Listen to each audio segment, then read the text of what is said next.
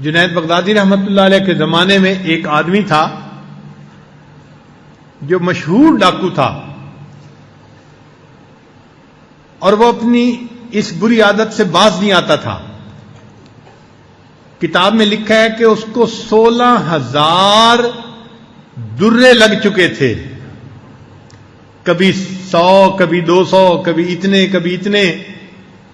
اتنے درے لگ چکے تھے، اور اس کے باوجود، اتنی مار کھانے کے باوجود وہ اتنا پکا تھا کہ چوری نہیں چھوڑتا تھا، ڈاکے مارتا تھا، حتیٰ کہ اس کا ایک ہاتھ بھی کاٹ دیا گیا۔ تو اب اس کا دوسرا ہاتھ باقی تھا، وہ ایک ہاتھ سے بھی چوری کیا کرتا تھا، ڈاکے مارتا تھا۔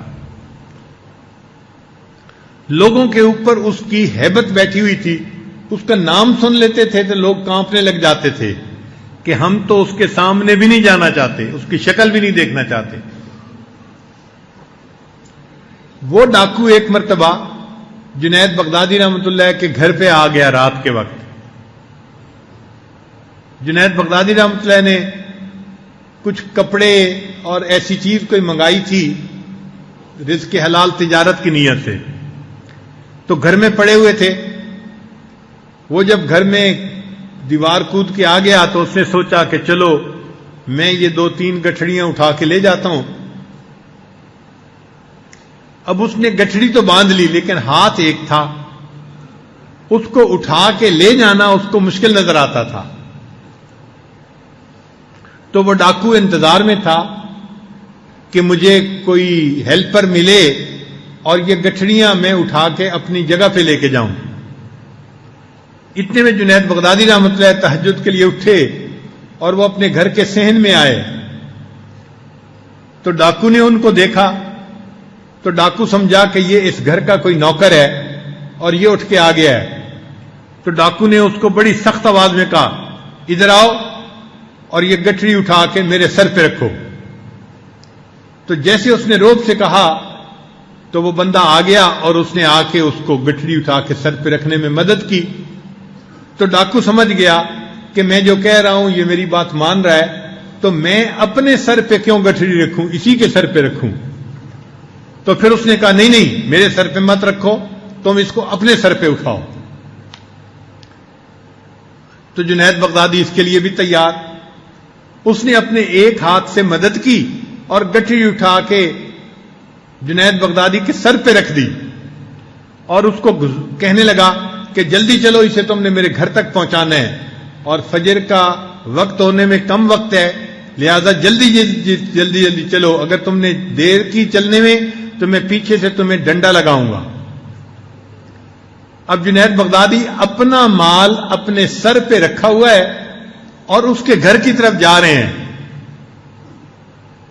اب وہ تو روزانہ چوری کرتا تھا، اس لیے وہ تو صحت مند تھا اور توانا تھا، اور جنید بغدادی رحمۃ اللہ علیہ تو کمزور تھے، سانس چڑھ گیا، تھک گئے، پیچھے سے وہ ڈنڈے مار رہا ہے اور جنید بغدادی رحمۃ اللہ اس کا سامان لے کے چل رہے ہیں، حتیٰ کہ اس کے گھر وہ گٹھڑی پہنچا دی۔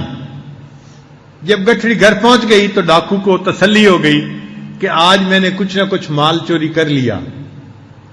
جنید بغدادی واپس آ گئے۔ اب وہ بندہ جو ڈاکو تھا وہ آرام سے رات کو سویا۔ اگلے دن اٹھا تو اس کے دل میں خیال آیا کہ میں نے ایک گھر کے نوکر سے کام لیا تھا، کہیں وہ نوکر میرا راز فاش نہ کر دے، میں ذرا جا کے پتہ تو کروں۔